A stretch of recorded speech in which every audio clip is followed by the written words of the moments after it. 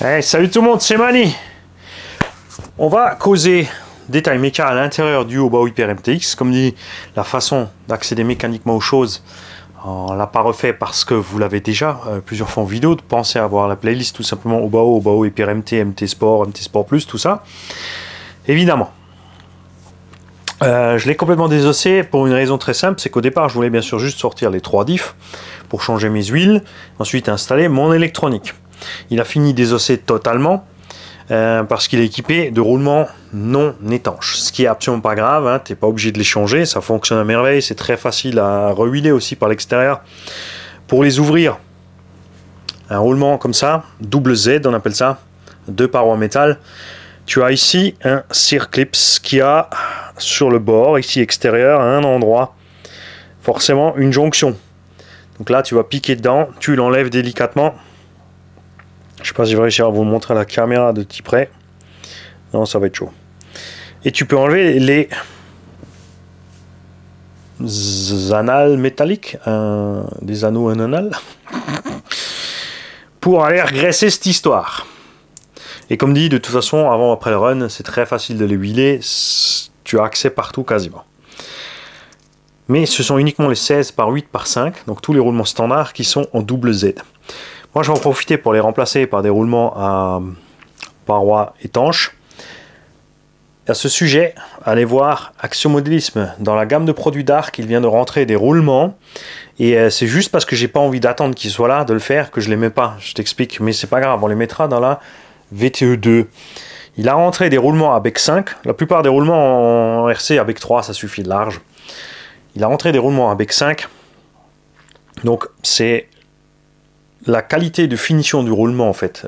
Avec c'est la norme pour l'ajustement entre les billes et la cage. Donc plus l'ABEC est élevé, moins tu as de jeu. Par exemple dans les moulins de pêche, ils vont à bec 7. Pourtant ça prend pas beaucoup de tours, mais bon, les moulins de pêche quoi, si tu payes déjà cher, donc il vaut ça. C'est un exemple. Elles sont graissées d'huile. Donc ils sont huilés, les roulements, d'une huile de grande marque. Et la cage et les billes sont en chrome molybdène, donc ça rouille pas. Et la cage elle-même est en acier inox, donc de bien meilleure qualité évidemment que ce que mettent la plupart des fabricants RC dans leurs véhicules. Et accroche-toi bien, le paquet de 10 à 11 €. Moi je trouve ça cool, donc évidemment c'est ce que je vais prendre pour mettre dans la VTE2 dès que j'aurai fumé mon roulement de la VTE2. Dans le diff, on a donc les planétaires qui ont les petites ouvertures derrière que j'aime bien donc pour pouvoir laisser le coussinet d'huile ou de graisse, comme tu veux. Ça laisse le petit film qu'il faut. Donc ces pièces qui sont maintenant plus en acier frité, qui sont donc renforcées pour plus qu'elles cassent. On a toujours les mêmes noix, donc ça c'est entrée et sortie diff centrale. Donc là c'est la noix classique, pas besoin d'une noix renforcée. Côté roue, ils ont pris les noix renforcées, puisque les cardans ont des sphères plus grandes côté roue et un axe plus grand. Là, on voit clairement quand même la différence de taille. Me manque sur ces axes, sur les deux, c'est un petit détail, hein, mais moi j'aime bien avoir la petite rainure ici pour laisser pareil, le lubrifiant ou la graisse à l'intérieur. Les diffs sont montés avec des joints. Le diff central, quant à lui, reçoit donc le carter alu. Il a donc 2 joints plats, puisque à l'arrière il a un carter en acier aussi pour sortir de l'autre côté. Le montage est classique, toujours avec la rondelle de calage et le joint torique, avec le petit axe qui passe à travers.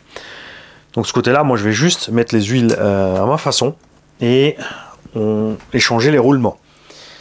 On va commencer par exemple par l'arrière. Finalement j'ai décidé de quand même mettre plus balèze, on va mettre 300 000, 2 millions et 150 000. Et au pire je pourrais inverser l'avant et l'arrière rapidement pour changer mes réactions. Donc le montage simple, tu colles ton roulement là-dessus. On va laisser le reste d'huile qui était dedans, parce qu'il y en a partout, ça tombe bien. Ça va très bien. Sur la noix, on va mettre un peu de graisse. Trouve ce que tu veux, là. Il essaie toujours d'être silencieux là de côté. Non.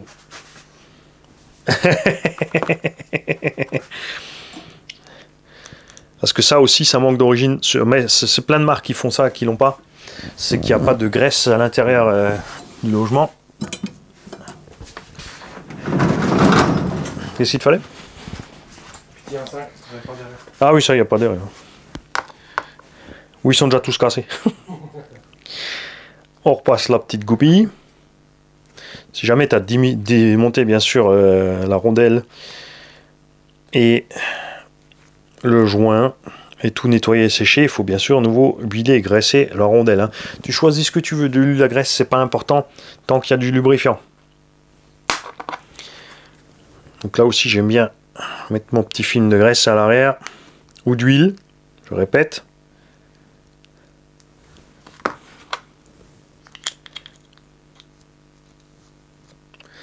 Voilà, on va replacer les satellites.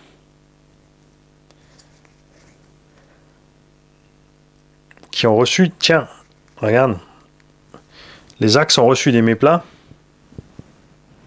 J'avais oublié de préciser ça, je crois, dans les autres vidéos. Parce qu'au départ, on n'avait pas les méplats chez Obao, là ils les ont mis. Voilà. On n'oublie pas de remettre la petite BTR ici.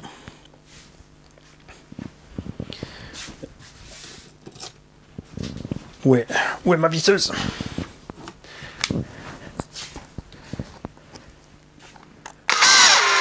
Voilà, tu la mets juste en ras, ça suffit. Tu la serres pas trop fort, faut pas qu'elle touche de l'autre côté, sinon ça va coincer tout le diff. C'est mimi, c'est rare après, c'est la même merde. Là pareil, tu colles le roulement. Tu mets de la graisse. Il y a 36 000 méthodes, tant que c'est graissé, tu peux mettre sur ton ta de noix, ou tu peux mettre dans le trou du corps. À toi de voir. Ici, n'hésitez pas à enlever le joint si au cas où l'axe va toucher au risque de blesser le joint. Pour l'enlever, vous prenez tout simplement un scalpel ou quelque chose, vous passez délicatement en dessous pour le relever. N'allez pas le déchirer. C'est toujours bien sûr embêtant, tu as un véhicule neuf et tu vas aller rouler, tu es en train de changer tes huiles, si tu déchires le joint, ben, voilà, tu peux le monter quand même mais ça va fuir. Pas forcément beaucoup, mais tu sais que tu devras le démonter pour le refaire. On va donc mettre la 150 000 là-dedans. Voilà. Une bonne noisette. Fin de l'histoire. Ça suffit. Pas besoin de chercher de midi à 14. Tu peux peser ton huile. David Duvier nous a posé une question bien sûr pertinente. C'est qu'il a dit, parce qu'on parlait qu'il y a certains constructeurs qui te donnent le poids pour mettre le lubrifiant dans ton diff. Donc tu poses sur la balance une fois que tu as tout préparé. Ensuite tu mets ton huile et tu regardes combien tu mets. Parce qu'ils te disent par exemple mettre 18 ou 20 grammes d'huile. Et il a demandé s'il n'y avait pas une différence entre... Puisqu'ils te disent par exemple tu mets de la 50 000, 20 grammes. S'il y avait une différence, la 50 000, la 100 000, la 200 000 ou autre, niveau du poids, puisqu'elle est plus dense. Il y a effectivement une différence, mais j'ai pesé 2 flacons de marque identique, neufs, remplis autant l'un que l'autre, bien sûr. Comme dit, ils étaient neufs, mais on a quand même vérifié. Et il s'avère qu'il y avait 2 grammes de différence entre les 2 flacons, sur des flacons de 100 ml. Donc, tu vois, ça ne fait pas grand-chose d'écart, au final. Quand tu remets ta couronne dessus, tu t'assures que tes pignons soient bien face à face. Tu forces pas dans le vide. Tu fais prendre toutes les vis.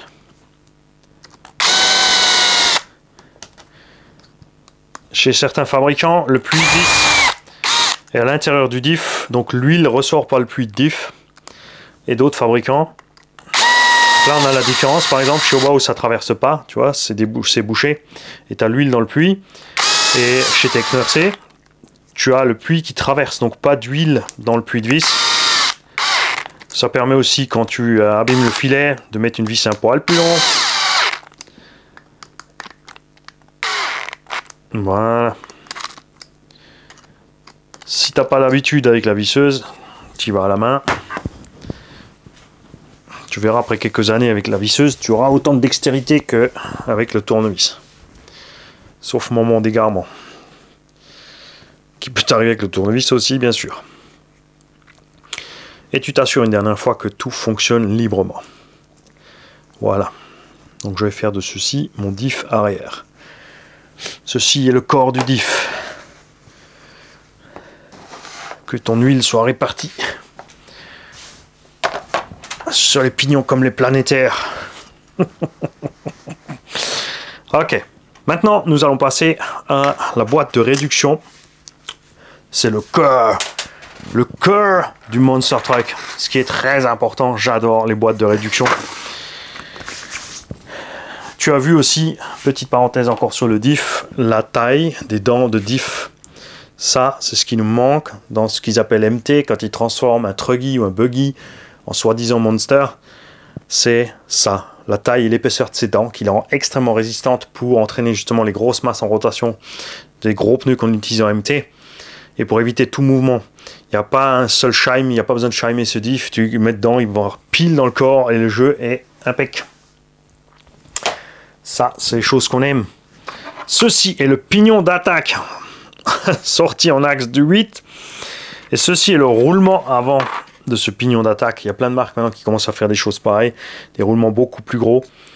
Il faut se rendre compte que chez Sen Racing, sur les GST, avant que ce soit électrique et avant qu'ils passent sur les GST, justement les Colossus, etc., il y avait des roulements de cette taille à peu près partout. Hein. Il y a toujours encore ces roulements de cette taille dans le côté intérieur de la fusée du Sen GSTE. Pas exactement de cette taille, mais tu vois, par rapport à un roulement standard de 1/8e, regarde, il y a quand même une différence, hein, tu vois. Ça, dans les portes fusées, ce serait juste la balle. Mais bon, le 16-8.5 tient bon déjà, il n'y a pas de problème. J'en étais où, moi, avec mon gros roulement, voilà, ça se voit. Le planétaire, voilà. Tiens, on va faire l'assemblage ensemble. Donc, tu as ce roulement mouse ici à l'intérieur. Hop. Un roulement standard 16-8.5 à l'extérieur. Hop. Ton pignon d'attaque.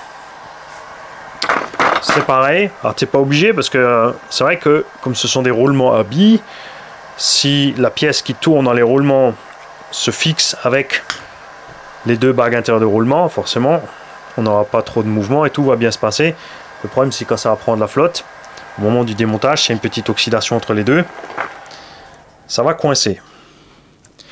De l'autre côté, on a une noix comme chez Techno qui est plate, donc il faut rajouter rondelle de calage sur cette histoire là. Rondelle de calage, des shimes pour la distance afin que le corps de la noix ne frotte pas ou il ne faut pas sur le roulement. Et là-dedans, tu as juste un axe. Ça aussi, ça a changé avec le temps. Sur les premiers MT, on a eu des casses. Donc au fur et à mesure, ils ont fait évoluer le truc. Dites-moi si ça vous est toujours encore arrivé de casser quand même ce système. Donc il est capturé là-dedans. Et tout ce qu'il y a par-dessus, après, c'est une petite bague. Très important de mettre l'ouverture de la bague à l'opposé du passage de la goupille. Voilà. La bague est prisonnière entre deux rainures, peut aller nulle part. C'est une bague complètement fermée quand même partout. Il existe des systèmes à circlip, ce que certaines marques utilisent. Le problème du circlip, c'est qu'il a une ouverture. Si l'ouverture arrive du côté de l'axe, il peut arriver avec la force centrifuge que l'axe pousse dessus, le circlip s'ouvre et la goupille parte quand même. C'est l'OSI qui a ce problème sur la R8. On a donc ici toute la pièce qui est fixée en plus sur la cellule. C'est la même cellule que devant, mais toute cette pièce ici complète est rapportée dessus. Elle renforce ici le tirant supérieur, elle tient le tirant avant. Elle est aidée dans sa stabilité, regarde, par en plus le renfort de châssis qui est donc plus gros que sur le MT2. Les triangles sont les mêmes. L'ajustement est relativement serré au niveau des axes, donc niveau plastique, on devrait être bon parce que on a eu une série de WOW qui avait des problèmes de plastique. Mais sur cette série-là, justement, on avait déjà des soucis d'ajustement au niveau du plastique. Là, tout était bien monté serré dedans, donc ça va bien. Seul petite bémol aussi, c'est pas très grave non plus. Ces pièces sont juste de l'alu de base embouti. Ça se voit à la finition, hein. Ça se voit que ça a juste été pressé. Donc c'est pas super solide, ça fait le taf comme dit. Après, il vaut mieux déchirer une cale de train comme ça qu'abîmer plus. Mais je vais quand même leur poser la question s'ils comptent faire des séries de cales en option de meilleure qualité. Sur le plastique, partout, on a les rondelles, pour pas que la vis, bien sûr, traverse le plastique là où il faut. Là, on a une vis à tête fraisée, les compléments capturés dedans, on va nulle part, tout comme ici, tout comme ici.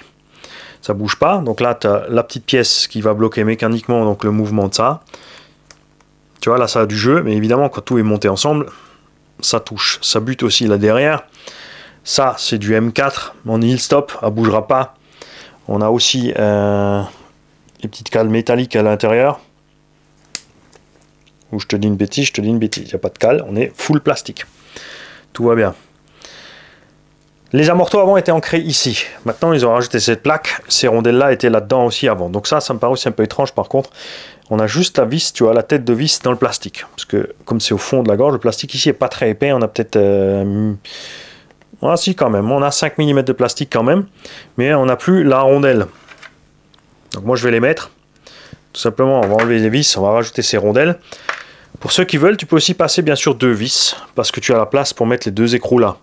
Ici, tu as le support de carreau qui se met dedans.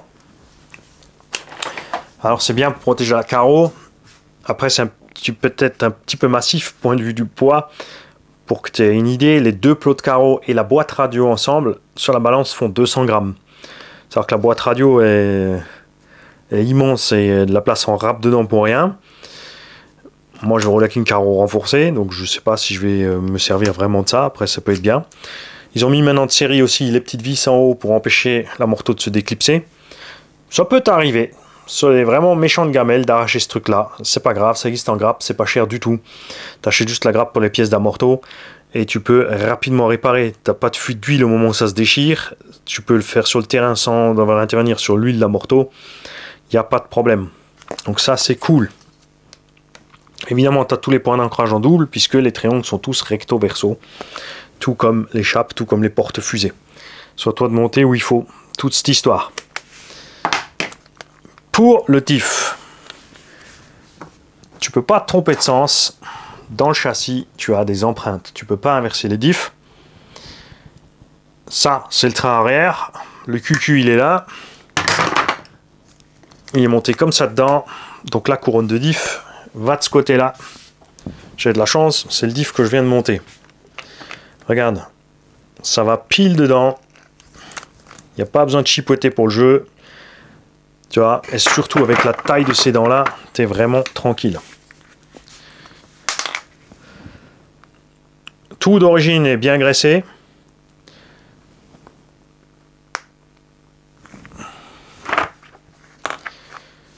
La boîte de transmission aussi, parce qu'au départ on avait pareil, on avait quelques boîtes de transmission sur le MT2 ou quand tu achetais l'option diff centrale pour mettre sur ton MT1 ou ton MT Sport, ouais, ton Sport ou Sport Plus, je veux dire, tu te retrouvais avec un petit manque de ce côté-là. Voilà. Alors après, bouge pas, je te mets juste les 2 vis là pour pas que ça se balade.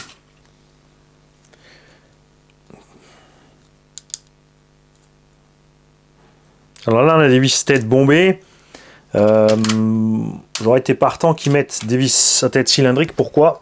Parce que les cales de train inférieures sont aussi les vis cylindriques. Elles sont des vis de la taille au-dessus. Tout simplement pour avoir la même empreinte. Savoir que là, pour démonter l'engin, j'ai eu besoin que de 2 tailles. Hein, le 2 et le 2,5. Ça aussi, c'est quelque chose que j'aime bien. Les cardans, donc, plus 1 mm sont les dernières versions. Tu peux les adapter sur toutes les autres versions. Normalement, ils ont renforcé le croisillon. Ils ont fait une mise à jour aussi de la pièce ici. Parce qu'on a un abonné qui m'a signalé, et c'était pas le seul, que quand ils ont fait les cardans plus solides sur les anciennes versions de porte-fusée, tu as le cardan, le croisillon qui rabote en fait à l'intérieur du porte-fusée.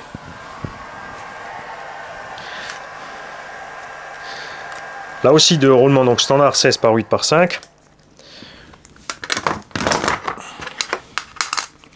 Pareil pour le mettre, on va pas s'ennuyer de midi à 14.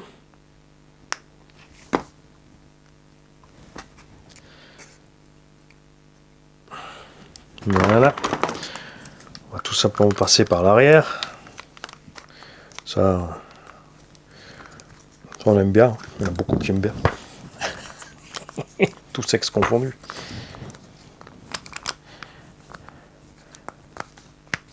Hop. Là aussi, si tu as envie, si ça t'amuse, tu peux fourrer un peu de graisse entre les deux pièces. Comme ça, si jamais il y a de l'eau qui passe. Ah oui, très important pour le... c'est ce que j'ai oublié de vous expliquer. Pour le kit, enfin pour les roulements Dark Product, c'est que tu peux les avoir en double bague téflon ou une bague téflon dehors et en Z simple à l'intérieur. Beaucoup de marques font ça parce que justement tu sors ton roulement rapidement, tu le tournes, tu le huiles, tu le remets. Tu laisses ta partie plus ou moins étanche à l'extérieur et tu passes l'autre à l'intérieur. Là, pas de mystère, c'est standard. Hexagone monté avec la goupille, pas de méplat dans la goupille. Il n'y a pas besoin. De toute façon, la roue passe dessus. Donc normalement, quand c'est monté, ça peut aller nulle part. D'origine, ils ont déjà mis assez de Loctite. C'est pour ça que ça coince là un petit peu.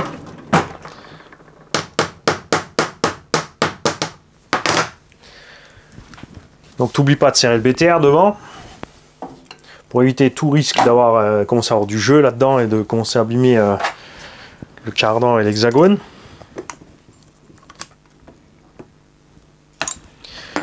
Voilà.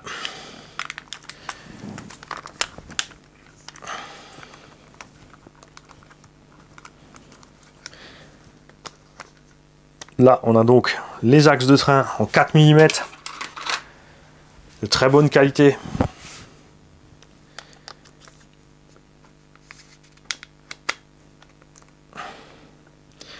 Qu'il ne faut pas mettre tout de suite. Parce qu'il ne faut pas oublier la cale de train. Celle-là, elle est à cheval entre les deux, là. La première chose qui va t'arriver sur un gros impact, c'est que tu vas... Je vais te le montrer, t'inquiète. Tout d'abord... Pose Manu. Utilise tes deux mains. Tu peux le faire.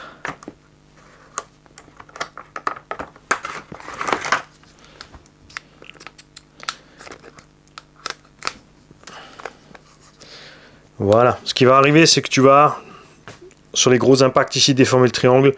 Et tu vas tout d'abord, en premier, déchirer ici cette pièce-là. Quand cette pièce est déchirée, ton triangle n'est pas encore foutu. Tu enlèves le râpe, tu remets en place, parce que tu peux le faire. Et tout va bien se passer, tu peux continuer ton chemin. Ça tient des plombes après, comme ça. Surtout sur les MT Sport Plus, j'ai eu ça, j'ai les 4 triangles qui ont, à force de faire des stunts et des gamelles, qui ont ce problème. Ça s'est déchiré sur l'avant, c'est arrivé au bout de 2-3 packs au début tout de suite, et après on a pu continuer comme ça sans problème. Un point très important aussi, si tu veux démonter tes porte-fusées, tu as ici des clous qui sont verrouillés ici par des BTR. Donc tout comme chez Techno, tu ne serres pas comme un âne, ça ne sert à rien, parce que si tu serres trop fort, tu vas flinguer le filet et tu tiendras plus ton clou. C'est pas juste une tige, il y a une gorge à travers, et le BTR tombe dans la gorge, donc c'est pour ça que le clou, il bouge, mais il ne peut pas sortir. C'est utilisé aussi pour les suspensions chez Serpent et d'autres. Le train avant, c'est la même, mais tu as bien sûr la direction en plus dessus. Donc classique, on a des roulements dans les puits. Et on arrive donc à cette nouvelle pièce qu'on n'avait pas avant, c'est la barre de Ackerman ici. Là maintenant c'est une plaque, avant c'était effectivement justement une barre. La barre était juste passée dedans, elle était pliée en U, elle avait deux petits, comme des stop fils de stop câbles de vélo. Ça suffisait large, même s'il tombait, la barre pouvait se barrer nulle part. Maintenant ils ont mis ça à la place. Donc ceci est la pièce dont je te parlais, donc c'est un peu différent du VS2 et du VT2. Mais, tu vois, cette pièce est une cale qui contient le filetage et ici une empreinte 6 pans. Elle est montée par en haut, elle est coincée sous la platine supérieure du châssis ici, elle passe ici. Donc elle peut pas se barrer, mais effectivement, comme tu peux constater, c'est monté sans frein filet, sans rien.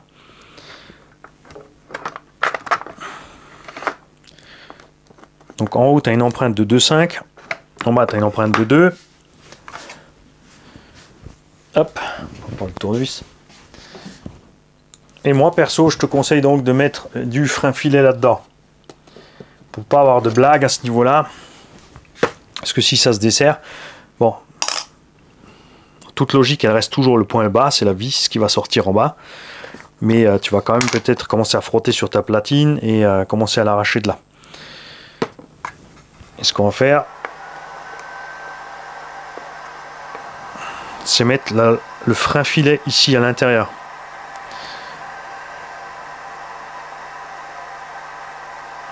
S'il veut bien s'ouvrir, merci. Ouais, ça avec le reste du thème de la vidéo. Voilà, t'assures que ce soit bien dedans et pas à l'extérieur pour pas aller coller ta direction, même si ça va lâcher rapidement le frein filet, c'est pas grave. Sauf si tu prends du frein filet vraiment balèze, bien sûr. Le puits dépasse en dessous, donc tu peux serrer fort. Ça ne coincera à aucun moment ta direction.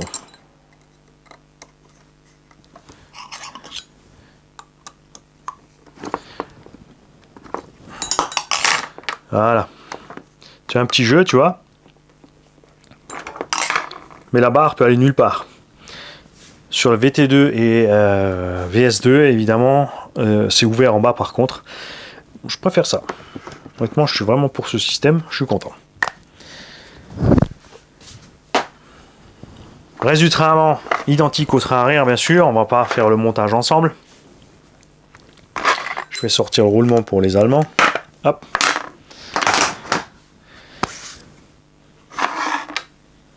Châssis. On parle du châssis parce qu'on parlait de la direction. Tu as ici donc tes deux puits de direction qui sont solidement fixés là avec les M4. Toujours avec du frein filet très balèze chez Obao. Donc fais gaffe, tu peux glisser une clé en dessous. Normalement en haut ça se dessert bien. Tu vois là ils n'ont pas mis trop de frein filet, ça c'est bien sorti. Ensuite tu peux bien sûr enlever le roulement ici, utiliser une pince pour tenir là, ou une clé, ou ce que tu veux, c'est toi que ça regarde. Et desserrer ça, je te conseille vivement de chauffer si tu as besoin de les démonter. Ce qui est bien aussi, c'est que les roulements ne sont pas posés à ras du châssis, ils sont en haut.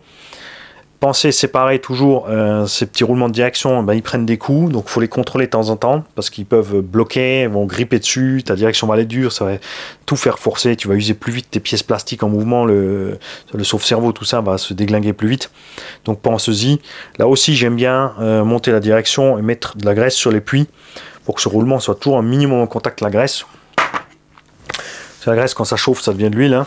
Il y a toujours aussi dans la graisse cette espèce de petit liquide qui sort. Donc, comme forcément la graisse est au-dessus, par gravité, tu auras toujours ton roulement qui va rester gras. Parce que tu vas prendre la flotte. Tu vas pas forcément arriver facilement ici à le sécher. Si tu roules juste un peu dans l'herbe humide, machin, tu vas pas forcément démonter tout ton machin derrière pour ouvrir tous tes roulements. Ça, je le fais quand j'ai vraiment trempé la voiture. J'ai roulé vraiment dans ça de flotte. Ou je l'ai rincé derrière au tuyau, au jet ou n'importe quoi. Mais sinon, juste après un passage dans la flotte, je m'amuse pas à tout démonter. Donc si tu roules toujours dans des conditions secs et tu fais attention à ta voiture, tu n'as pas envie de la mouiller. Ce que je te conseille si tu es débutant, tu n'as pas le budget, tu n'as pas le temps ou les connaissances pour démonter ta voiture, c'est pas compliqué, hein. T'évites la flotte, t'évites les zones humides et tout se passe bien. Après, si tu as un gros cochon comme moi, goré, qui aime bien patauger dans la boue, tu prévois, à l'occasion du démontage du véhicule, tu mets de la graisse partout où c'est possible en avance. Ça n'empêchera pas l'eau d'arriver à ton roulement. Il va quand même, au bout d'un moment, rouiller et tout, mais ça va déjà quand même le protéger pas mal. La boîte de réduction. Elle, il y a un point très important à surveiller. C'est ceci. Il y a deux petites maslottes d'équilibrage ici. Il est très important qu'elles soient montées à l'opposé à 90 degrés. Donc tu regardes quand tu mets dedans, tu en mets une à plat, tu mets l'autre debout à 90. Là, on a les roulements étanches, on a les circlips qui tiennent les roulements de partout. Regarde, il n'y a rien qui bouge là-dedans. Donc là, ils ont peut-être poussé le bouchon un peu loin. Finalement, je vous ai dit qu'il y avait assez de graisse partout, mais non. Regarde, on a un tout petit film huileux, sûrement quelque chose qui est sorti du diff, mais pas de graisse. Après, tout fonctionne, bien sûr. Librement, sans graisse, sans rien. Niveau chauffe là-dedans, on ne devrait pas avoir de surprise, mais on va bien sûr nous préférer mettre suffisamment de graisse. Je le ferai après la vidéo en allemand et en anglais. On va le faire maintenant pour en mettre encore plus partout. Donc faites bien attention à ça quand vous démontez. Si vous posez la question, est-ce que je peux prendre l'axe de la boîte de vitesse qui a le slipper et le mettre là-dedans? La réponse est non, puisque l'arbre primaire de cette boîte est beaucoup plus long que l'autre. Si c'était plus court, on pourrait tricher. Évidemment, là, non, c'est plus long. Donc on ne pourra pas adapter l'autre arbre avec le slipper. Là aussi, je vais insister auprès de Obao pour avoir un slipper sur ce truc-là. En option, je comprends qu'ils ne veulent pas mettre de série pour ne pas faire grimper trop le prix de l'engin. De l'autre côté, s'il y a mis maintenant des cales de train de meilleure qualité, fignoler un peu plus la fixation là, mis une carreau plus grande, mis en plus le slipper et 2-3 matériaux de meilleure qualité, que même s'il avait été vendu à 800-850 le prix d'un sledge, étant donné la qualité de tout le reste qu'on a, moi perso j'aurais pas été fâché. Mais après c'est sympa. Donc là en RTR il est dans les 700 et le kit là il est à 550 par là. C'est pas mal. Le châssis donc, la pièce principale qu'ils ont modifiée, moins d'ajours et en 70-75 T6. C'est pour ça que j'aurais bien aimé aussi avoir les cales de train de meilleure qualité. Les pièces aussi là au-dessus n'ont pas l'air d'être embouties, ont l'air d'être usinées aussi. Mais seulement l'air, parce que après j'y connais pas plus que ça, mais non, les finitions sont bien droites et tout. Que vous avez vu, les pièces embouties sont toujours complètement aplaties, arrondies sur les côtés. Celle-là aussi, hein, elle est bien épaisse. On ne devrait pas avoir de mauvaises surprises avec ça. Pour le reste, eh ben, ça sera après les runs. Et donc, si vous avez n'importe quelle suggestion, vous avez vu quelque chose, vous en avez un de MTX, quelque chose qui vous déplaît, quelque chose qui vous chiffonne, quelque chose qui vous arrive régulièrement, n'oubliez pas de le signaler parce qu'on peut faire remonter toutes ces infos au bas haut. Évidemment, la réaction n'est jamais immédiate.